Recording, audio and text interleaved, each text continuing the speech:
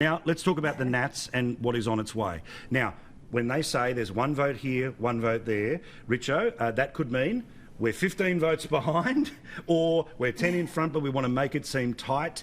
Apart from anything else, the Matt Canavan movement, does it mean anything to you? Well, it should, because I think he's by far the most impressive Nat. Absolutely. If the most impressive among them is moving, it should have an effect.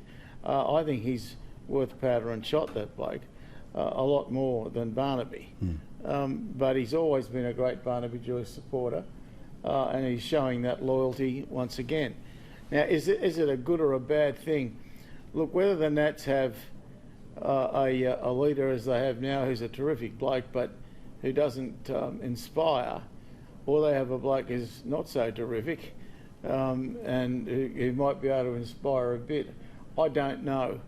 I'm sort of out to lunch on that. But then I say to myself, why doesn't Canavan do it himself? Oh, yeah. Well, this is it. I know there's Senate leadership and all the rest of it, because he can't be Deputy Prime Minister, but come on, there's ways of doing it. Of course there is. Remember Gorton was made a Prime Minister from the Senate.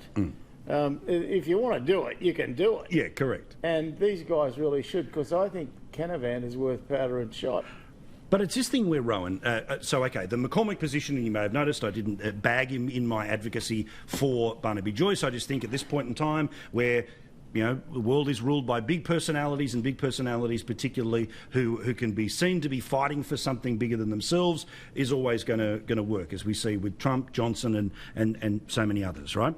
The McCormack pushback is, look, this bloke's either going to be accident prone or they're going to make mountains out of molehills that make him seem far more accident prone than he actually is. While he's great in New England, the idea of trying to sell him to suburban, to win back Warringah, it means all the stuff he's ever said about climate change means instantly we look like we're going back 20 years. So where do you sit on Barnaby?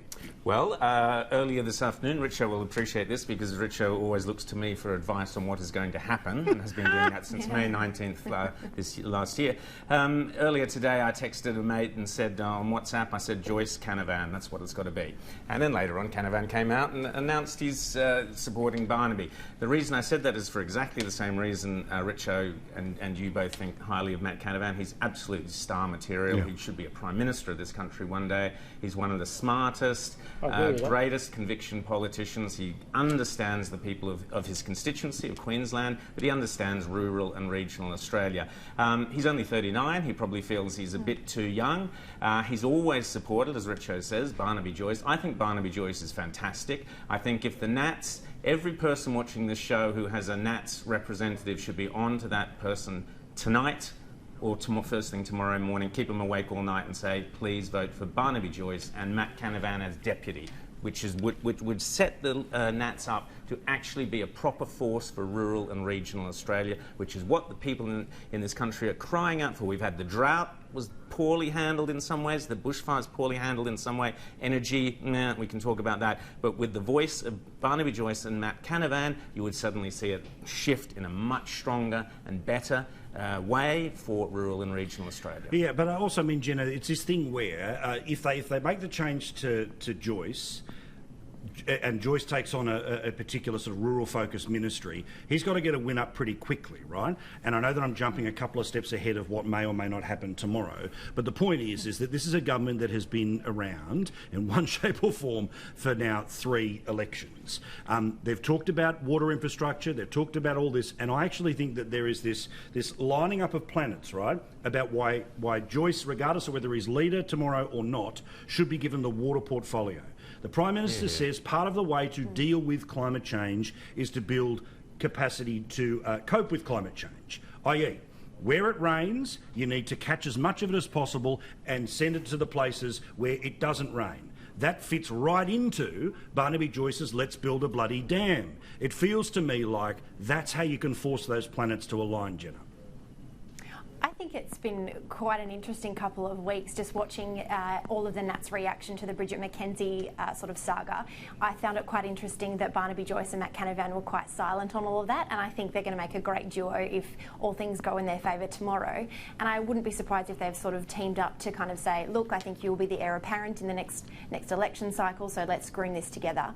And I think Barnaby Joyce, while he's great at things like regional Australia and water resources and things like that, I think the one thing that the Nats need to do as the baby sister of the coalition, they need someone to hold the PM and his cabinet to account, and I think Barnaby can really do that, because I don't think Bid Mac really had the prowess to kind of really grab people by the collar and bring them with them, when I think Barnaby will really light a fire under the arses of most of them in Canberra. But it's I think that's fair what you say, but I do think too is that we should be quite fair to Scott Morrison, in that I think Scott Morrison certainly more than Turnbull, and I think sort of, you know, for probably the first Prime Minister in a while, rather than my focus is all about the city, all about the suburbs, and then that's right, the bush, I better go and do something. Remember, the first place he went after becoming Prime Minister was into drought areas.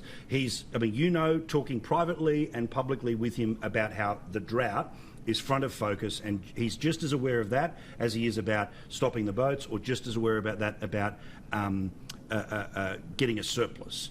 So I think that's why I like the idea of a more bolshy Nats leader together with a country-aware and passionate Prime Minister. That's pretty formidable.